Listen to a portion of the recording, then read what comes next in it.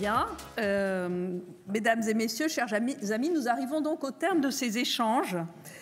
Et il me revient, c'est assez difficile d'ailleurs, parce que ça a été extraordinairement riche et brillant, il me revient donc de prononcer le discours de clôture. Alors tout simplement, je vais commencer par remercier très sincèrement l'ensemble des intervenants qui ont retracé pour certains l'histoire de l'AMF et qui ont pour d'autres, et nous l'avions souhaité de manière assez innovante et sans tabou, et ça a été le cas d'ailleurs, nous n'avons pas été déçus, à dessiner les enjeux qui guideront notre action pour le futur.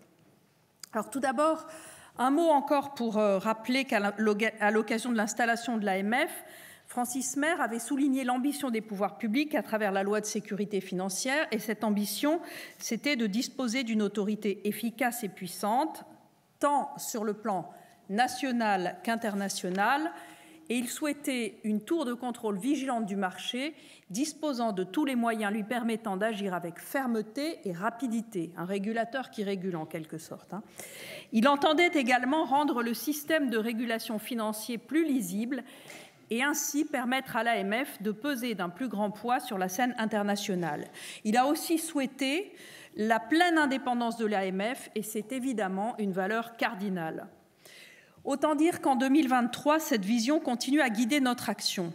Mais nous sommes également confrontés à un contexte qui a radicalement changé et dont la caractéristique majeure, en fait, c'est l'accélération des changements comme leur multiplicité. C'est pourquoi nous avons souhaité aujourd'hui aborder les évolutions qui nous entourent en donnant la parole à des intervenants pluridisciplinaires et de différents pays pour se pencher sur le rôle du régulateur dans ce monde en mutation. Alors je ne vais pas revenir sur toutes les évolutions qui nous ont affectés en tant que régulateurs. Je dirais simplement que finalement ce qui a été dit était très profond par Gilles Finkelstein, c'est comment est-ce qu'un régulateur dans la société actuelle peut répondre aux attentes? Difficile, on l'a vu parce que nous sommes une institution un peu lente. Alors, je dirais juste que le temps du régulateur n'est évidemment pas le temps de l'information, ni même le temps souvent des marchés. Ça ne veut pas dire pour autant que nous n'agissons pas, j'y reviendrai. Nous sommes une institution qui est peut-être perçue comme un peu lente, qui est fondée sur l'expertise. Alors ça, c'est l'horreur et l'abomination, si j'ai bien compris, puisque effectivement, rien n'est pire pour convaincre que d'être considérés comme des experts. Et donc, avec tout ça, nous devons gagner la confiance. Bon, on nous a donné aussi quelques éléments positifs. Je pense qu'on va capitaliser là-dessus. Alors, être régulateur dans cet univers qui est caractérisé par des mutations multiples, rapides et structurelles, cela va nécessiter pour nous d'exercer en permanence notre curiosité, d'être ouvert, d'être à l'écoute de l'ensemble des parties prenantes, nous avons essayé de le faire aujourd'hui, d'anticiper, de savoir nous remettre en question. Je crois que c'est fondamental si on veut être capable de s'adapter à ces évolutions rapides, pour les comprendre et pour comprendre leurs impacts, sans a priori, et pour prendre des positions qui doivent être claires et judicieuses. Nous devons pour cela anticiper et identifier les risques pour adapter notre action comme nos priorités de supervision et donner les bons signaux à la place. C'est pourquoi je me permettrai d'ajouter à la notion de tour de contrôle qui avait été fixée comme objectif par Francis Mer à l'AMF, celui de boussole. Puisque nous avons l'opportunité de parler de l'avenir, permettez-moi de rappeler en quelques mots les priorités stratégiques que nous nous sommes données pour la période 2023-2027. Elles témoignent de notre fidélité à l'ADN de l'AMF, bien sûr, mais aussi de notre volonté de nous adapter à ces nouveaux enjeux. Et c'est pourquoi nous nous sommes fixés 6 grandes priorités, avec pour ambition, tout d'abord, d'être un régulateur exigeant pour la première place financière européenne.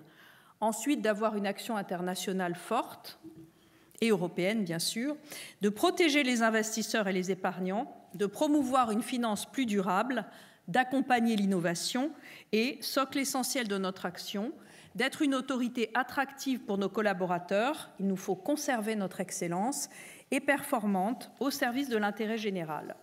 Notre première orientation stratégique, être un régulateur exigeant au service de la première place financière de l'Union européenne. Nous avons eu l'occasion déjà de parler de cette notion.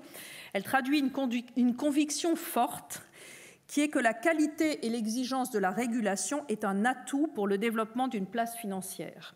Je l'ai déjà dit tout à l'heure, je pense que nous avons bien entendu, comme l'a dit le ministre, un équilibre à trouver, mais cet équilibre, il doit tout tirer vers le haut, à la fois l'exigence de la régulation et la place financière. Et nous l'avons vu, la place de Paris s'est développée dans ces conditions sans que le régulateur ne recule en rien sur son exigence, et nous avions bien entendu l'intention de continuer dans cette voie. Cela signifie aussi que nous sommes attentifs à l'attractivité de la place financière dans cette vision française de la finance que nous souhaitons porter, c'est d'une finance intègre et utile au service de l'économie réelle. L'exigence du régulateur, elle passe par l'utilisation et l'adaptation permanente de tous nos outils. Veille, surveillance, supervision, contrôle et, lorsque c'est nécessaire, sanction. C'est ainsi que le régulateur régule. Cette exigence, nous la posons aussi vis-à-vis de nous-mêmes en nous engageant à éviter la surréglementation, c'est toujours une tentation de surréglementer, et notamment la surtransposition des textes européens. C'est dans cet esprit que nous abordons, par exemple, la mise en œuvre prochaine des textes européens sur les fonds d'investissement de long terme. On parlait du financement du long terme, c'est une opportunité de le faire. Et donc nous abordons cette arrivée de ce qu'on appelle dans notre jargon les LTIF 2, et nous répondrons présent pour contribuer à ce qu'ils s'installent de façon dynamique sur la place de Paris. Nous considérons que la compétitivité de la place de Paris est un enjeu essentiel pour le financement de notre économie et de sa transition vers un modèle à la fois plus durable et plus innovant. Cela nécessite, on le sait, des investissements considérables. Nous avons donc besoin d'un secteur financier puissant et utile pour répondre à ces objectifs. Nous avons également besoin d'un secteur financier solide pour assurer l'autonomie stratégique de la France, mais aussi de l'Union européenne. De par son poids dans l'Union européenne, évidemment, la place de Paris assume désormais une responsabilité primordiale en la matière. Cette première priorité stratégique trouve donc naturellement son prolongement dans notre action européenne et internationale que nous souhaitons forte. C'est notre deuxième priorité stratégique. Alors je crois qu'il faut se réjouir que de plus en plus de voix s'élèvent à la suite des ministres des Finances français et allemands récemment, mais depuis de nombreuses voix se sont élevées pour appeler à la relance de l'union des marchés de capitaux. C'est un enjeu absolument majeur pour l'Europe, comme l'a rappelé Stéphanie Yoncourtin.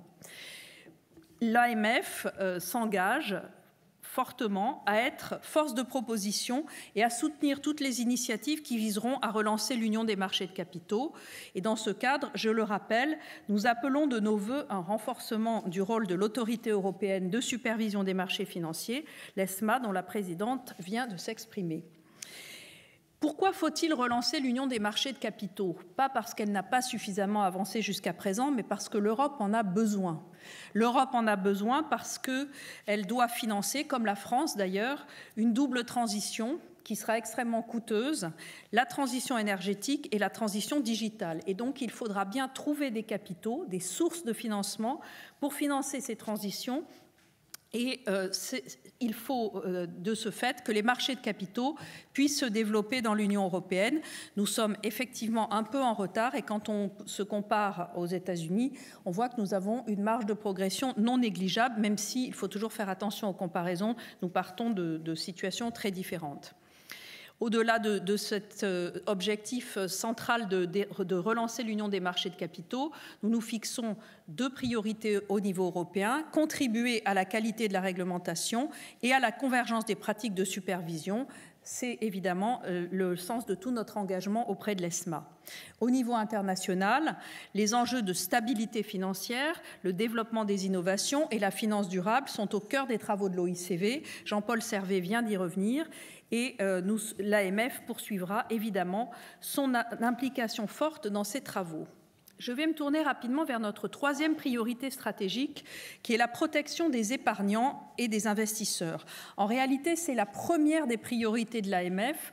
Pourquoi ? Parce que dans une situation qui est par nature dissymétrique entre les acteurs professionnels et les investisseurs et les épargnants, en tout cas les investisseurs qu'on appelle à mauvais escient de détail, les investisseurs particuliers, dirons-nous, il est important que le régulateur joue tout son rôle. Ce qui me frappe, c'est que, évidemment, on ne peut pas protéger les épargnants et les investisseurs comme autrefois à l'heure des réseaux sociaux, des influenceurs, de la gamification et de l'intelligence artificielle. C'est un vrai défi pour l'AMF. Nous devons adapter nos outils, adapter nos moyens et adapter en réalité tout notre mode de raisonnement à cet environnement nouveau. Il nous faut d'abord mieux connaître les investisseurs et leur comportement. Pour être plus efficace, il est d'abord nécessaire de comprendre, cela va de soi. C'est pourquoi nous venons de faire réaliser par l'OCDE, avec l'appui de la Commission européenne d'ailleurs, un portrait des nouveaux investisseurs qui passionnera, je n'en doute pas, Gilles Finkelstein, car il y retrouvera beaucoup des tendances qu'il a identifiées. Ces nouveaux investisseurs, comment sont-ils ? Quel est leur portrait robot ? D'abord, ils sont plus jeunes et ils ont un regain d'intérêt pour l'investissement. C'est la bonne nouvelle. On sait qu'on a besoin d'avoir des investissements nouveaux. Il y a ce regain d'intérêt pour l'investissement. Mais évidemment, ils ont aussi des manières de se renseigner et des recours à l'information qui passent par des canaux un peu moins traditionnels que leurs aînés. Ils s'informent principalement sur les réseaux sociaux et via les influenceurs. Cela donne d'ailleurs tout son sens au rôle moteur que nous avons joué sur l'encadrement de l'influence dans le domaine financier et sa professionnalisation à laquelle nous consacrons beaucoup d'énergie. Autre enseignement clé de cette étude de l'OCDE, la moitié des nouveaux investisseurs a investi dans les cryptoactifs. Je ne vais pas vous assommer de chiffres, mais je vais en donner un. Le taux de détention individuelle des actifs numériques, aujourd'hui, est de 9,4% parmi l'ensemble des investisseurs français interrogés, toutes catégories d'âge confondues. Le taux de détention des actions cotées en direct est de 7,3%. Il faut quand même que l'on mesure l'évolution fondamentale à laquelle nous faisons face.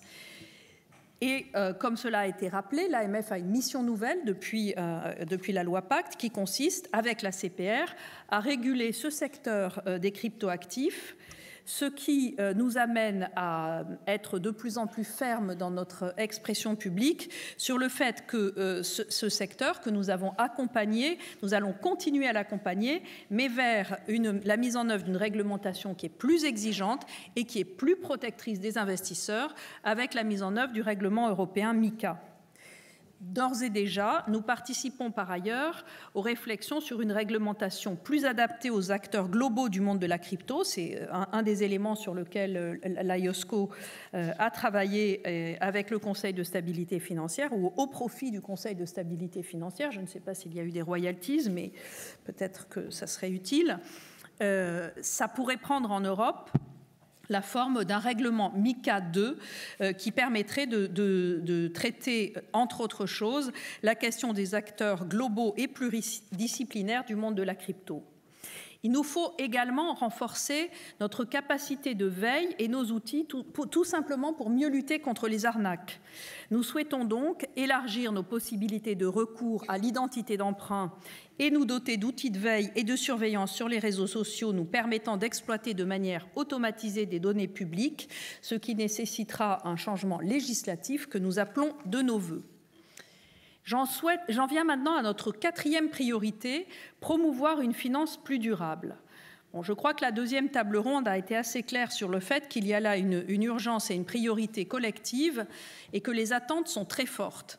Je le confirme du point de vue des investisseurs puisque notre dernière étude Opinionway pour l'AMF a montré que 56% des personnes interrogées, pour 56% des personnes interrogées, les placements responsables sont devenus essentiels dans le contexte actuel. Alors, pour répondre à ces attentes, la qualité de l'information, la transparence, va être essentielle. Mais il est important d'établir au préalable un langage commun.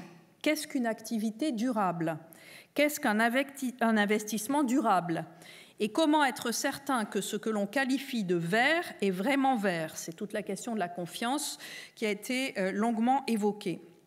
De ce point de vue, la réglementation est sans doute imparfaite, mais elle avance rapidement, notamment avec le pacte vert pour l'Europe de la Commission européenne.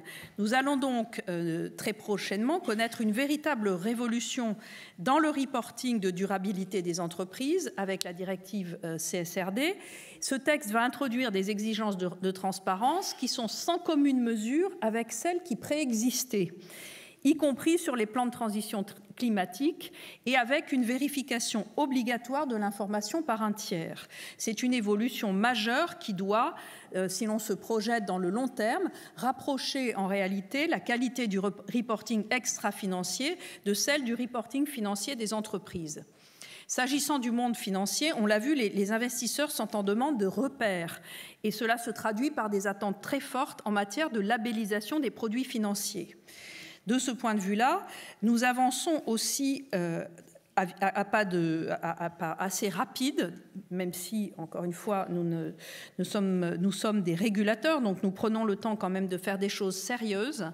Je voudrais évoquer pour l'univers des fonds d'investissement à la fois les travaux qui ont été réalisés au niveau national avec le nouveau label ISR, mais aussi ceux qui sont entrepris par l'ESMA sur la dénomination des fonds, qui seront tout à fait essentiels. Est-ce qu'un fonds vert est un fonds vert? Est-ce qu'un fonds durable est un fonds durable?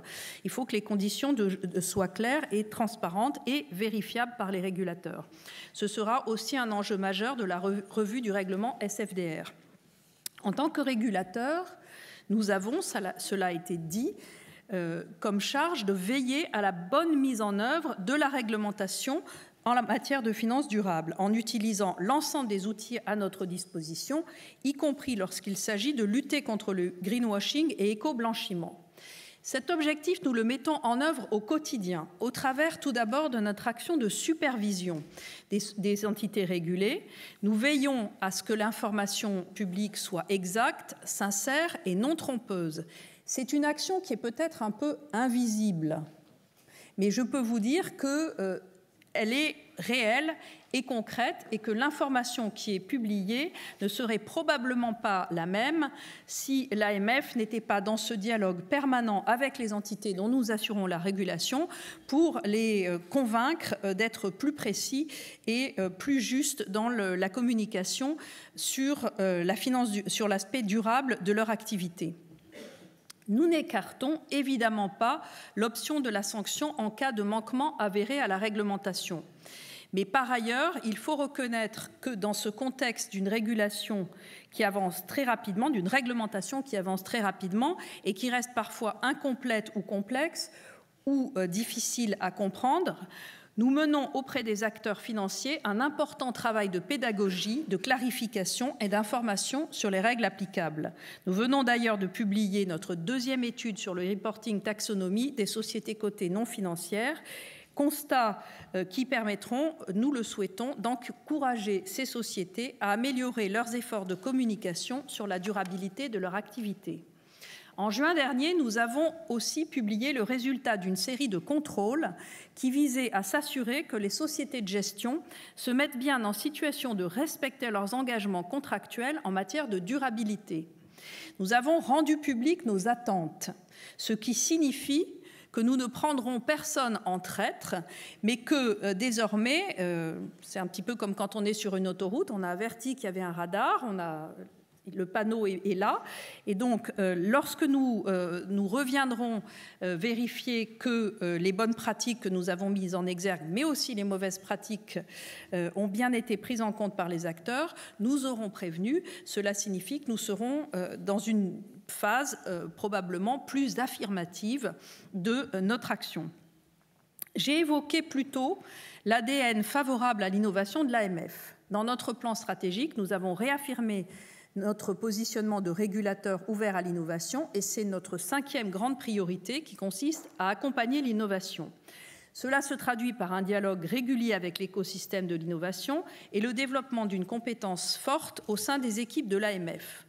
Plusieurs sujets nous occupent actuellement, parmi lesquels l'ouverture de l'accès aux données financières, qui va être un sujet porté par un texte européen dit FIDA, texte très important dont il faut bien mesurer les impacts et notamment les impacts en termes de protection des données et de cybersécurité pour les épargnants et les investisseurs, la finance décentralisée, mais aussi de manière croissante l'intelligence artificielle qui a été évoquée par Gary Gensler. Elle est d'ailleurs source d'opportunités. Encore une fois, nous ne sommes pas anti-innovation, bien au contraire. Du reste, nous en voyons toute la puissance puisque nous utilisons nous-mêmes l'intelligence artificielle dans nos outils de surveillance des marchés. Mais elle peut évidemment être aussi source de risques nouveaux, notamment pour la stabilité financière, sur lesquels nous travaillons, notamment avec nos homologues au sein de l'OICV. Notre dernière orientation stratégique porte sur notre propre organisation. Il s'agit d'être une autorité attractive pour ses collaborateurs et performante au service de l'intérêt général. Bien que ce soit notre socle essentiel, je n'y reviendrai pas en détail, car Francis Maire avait bien souligné dès la création de l'AMF l'importance de lui donner les moyens de répondre à ses objectifs. Et cela n'a évidemment pas changé. Avec nos orientations stratégiques que je viens de rappeler, nous nous sommes fixés une ambition forte, être un régulateur à fort impact. C'est d'ailleurs le nom que nous avons donné à notre plan stratégique, Impact 2027. Être à la hauteur aujourd'hui des objectifs qui ont été fixés il y a 20 ans nécessite de poursuivre le développement de l'AMF. Elle est aujourd'hui, cela a été dit, un régulateur qui est reconnu et respecté en France comme à l'international. Ces missions se sont multipliées, avec notamment la régulation de la finance durable, celle des cryptoactifs, qui n'existait évidemment pas lors de sa mise en place. L'AMF est aussi devenue le régulateur de la première place financière européenne. C'est une belle réussite, c'est aussi une immense responsabilité. Cette réussite, nous la devons d'abord à la qualité des équipes de l'AMF, qui sont le socle essentiel que j'évoquais et dont l'expertise est reconnue et que je tiens aujourd'hui encore une fois à saluer. Mais pour mener à bien notre mission d'autorité publique indépendante et faire face au développement de ces missions, nous devons être en mesure d'adapter en permanence notre gouvernance, notre organisation, nos outils et nos moyens humains et financiers. Étant aujourd'hui à Bercy, ce n'est pas pour rien que nous sommes aujourd'hui à Bercy, je remercie le ministre Bruno Le Maire pour la reconnaissance apportée en loi de finances à l'AMF au travers d'une augmentation de ses moyens budgétaires et de son plafond d'emploi. D'autant plus remarquable, il faut le dire, que les ressources publiques sont rares. Mais cette augmentation reste modeste au regard de l'ampleur de nos missions et je forme le vœu que le ministère de l'Économie et des Finances et plus largement les pouvoirs publics continuent à être attentifs à donner les moyens à l'AMF de remplir ses missions pour les années à venir. Nous avons eu, je crois, un bel anniversaire. Je vous propose de le conclure avec un proverbe chinois. Le meilleur moment pour planter un arbre était il y a 20 ans. Le deuxième meilleur moment est maintenant. L'arbre est planté et souhaitons-lui un bel avenir. Je vous remercie de votre attention.